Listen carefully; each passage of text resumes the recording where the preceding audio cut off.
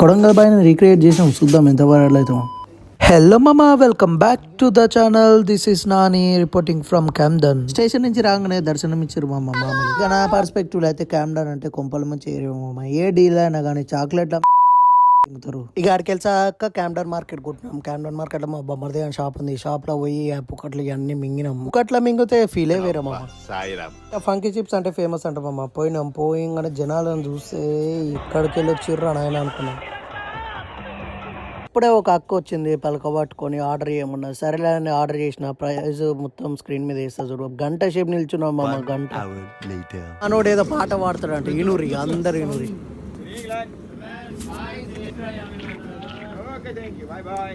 And thank you, chips. Come on, drive. और अभी तो रुको.